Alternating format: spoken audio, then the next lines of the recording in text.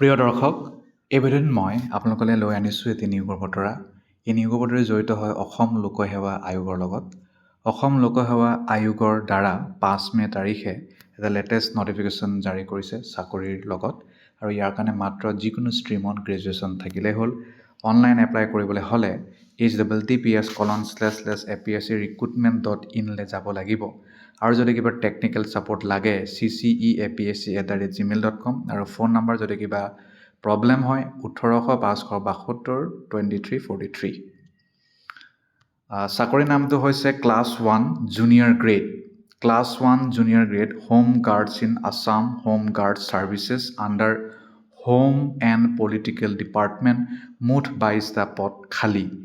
যদি আনৰিজাৰ্ভৰ কথা কওঁ, মুঠ 13টা পদ খালী হৈছে। আৰু তাৰেই ৰিজাৰ্ভ ফৰ উইমেন 4টা, OBC MOBC reserve for women এটা, টোটেল 3টা। আৰু আদিবাসী TT এটাও নাই। SC ৰিজাৰ্ভ ফৰ উইমেন এটা, টোটেল 2টা। ST প্লেনৰ ৰিজাৰ্ভ ফৰ উইমেন এটা, টোটেল 3টা। ST হিলছৰ এটাই পদ খালী আৰু RFW নাই, টোটেল 22টা। আৰু মহিলাসকলৰ কাৰণে 7টা পদ খালী। এক্স ছাৰ্ভিচমেনসকলৰ কাৰণেও এটা পদ খালী। চেলেৰি লাভ কৰিব 22,000 টকাৰ পৰা 97,000। লগত থাকিব 11,800 টকা গ্ৰেড পে'। লগত এইটো আপোনাৰ পে' বেণ্ড 3 হ'ব। আৰু টোটেল ফাৰ্ষ্ট চেলেৰিটো 22,000 আৰু গ্ৰেড পে' যোগ কৰি দিয়ক, আপোনাৰ 30+ হ'ল। DA যোগ কৰক, HRA যোগ কৰক, অন্যান্য বহুতো বস্তু যোগ কৰক, তো আপোনাৰ 50,000+ হৈ যাব ফাৰ্ষ্ট চেলাৰী। তাৰ বাহিৰে ইনক্ৰিমেণ্ট লাগেতো প্ৰমোশ্যন হৈ বাঢ়ি গৈ থাকিব। শিক্ষাগত অৰ্হতা চাওক, minimum qualification is graduate in any discipline. যিকোনো ডিচিপ্লিনত যদি আপুনি গ্ৰেজুৱেশ্যন কৰি থৈছে তেতিয়াহ'লে এই চাকৰিৰ কাৰণে আপুনি এলিজিবল। বয়স 21 পৰা 38 বছৰ, কিন্তু 5 বছৰ ৰেহাই SC ST, 3 বছৰ OBC MOBC এক্স ছাৰ্ভিচমেন সকলকো ৰেহাই দিছে, য'ত যি দিব লগা আছে।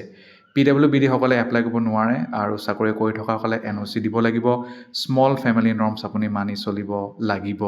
ৰিটেন পৰীক্ষা পাতিব। Paper 1 general ability and intelligence test 200 মাৰ্কছৰ হ'ব। MCQ বেছড হ'ব আৰু general mental ability, general science, current events of national and international importance, Indian polity and economy, history of India, Indian and world geography ইত্যাদিৰ ওপৰত আপুনি প্ৰশ্ন পাব। Paper 2 200 মাৰ্কছৰ থাকিব। General studies, এছে আৰু কম্প্ৰিহেনশ্যন থাকিব। ইয়াত যদি আমি চাওঁ তেতিয়াহ'লে ইংলিছ আৰু অসমীয়াৰ লগত জড়িত এছে থাকিব।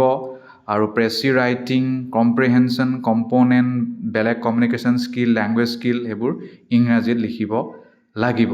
যদি আপোনালোকে এই পৰীক্ষাটো পাছ কৰে ফাৰ্ষ্ট পেপাৰটো, মানে ফাৰ্ষ্ট ষ্টেজটো, তেতিয়াহে আপোনালোকে ছেকেণ্ড ষ্টেজলৈ যাব লাগিব। তাৰ বাহিৰে পুনৰ এটা ইয়াত কথা কৈছে যে প্ৰত্যেক প্ৰশ্ন লং নেৰেটিভত থাকিব, অসমীয়া নহ'লে ইংৰাজী।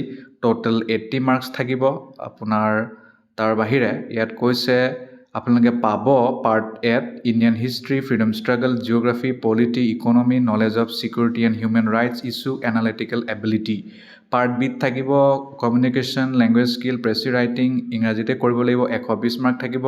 প্ৰেছি, developing counter argument, simple grammar, language testing ইত্যাদি থাকিব। তাৰপিছত থাকিব ফিজিকেল ষ্টেণ্ডাৰ্ড বা ফিজিকেল এফিচিয়েঞ্চি টেষ্ট বা medical standard test. 100 metre race থাকিব, 16 ছেকেণ্ড মেল কৰিব লাগিব, female 18।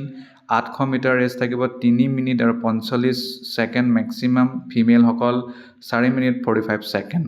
Long jump, longest jump shall be counted, আৰু যিটো হয় আৰু 3.5 মিটাৰ মিনিটত আৰু 3বাৰ চান্স পাব।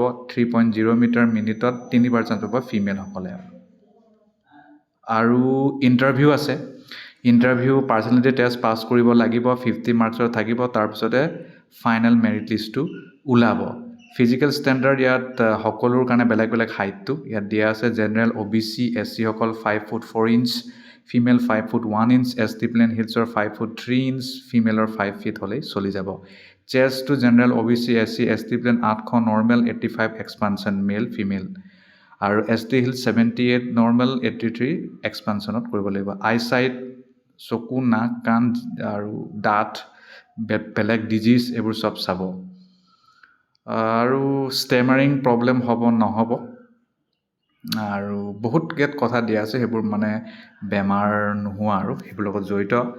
8 মে'ৰ পৰা আৰম্ভ কৰি 7 জুনলৈকে এপ্লাই কৰিব পাৰিব আৰু 9 জুনলৈকে আপোনালোকে 9 জুনলৈকে আপোনালোকে পইচা দিব পাৰিব মানে পে'মেণ্ট পইচা আপোনাৰ জেনেৰেলসকল 297.20 OBC MOBC সকল 197.20 SC ST সকল 47.20 এপ্লাই কৰিবলৈ হ'লে তেওঁলোকৰ ৱেবছাইট গ'লেই হ'ল আৰু পৰীক্ষাত কি কি আহিব ক'লোৱে আৰু ইণ্টাৰভিউ টাইমত চেল্ফ এটেষ্টেড অৰিজিনেল ডকুমেণ্ট আৰু লগত এটাছেড জেৰক্স কপি নিবলৈ নেপাহৰিব মেট্ৰিকৰ পৰা আৰম্ভ কৰি যি তথ্য লাগে সকলো তথ্যই নিব পৰীক্ষা জোন শিলচৰ যোৰহাট নগাঁও তেজপুৰ কোকৰাঝাৰ গুৱাহাটী ইয়াৰ আণ্ডাৰতো বহুতো ডিষ্ট্ৰিক্ট সোমাই থাকে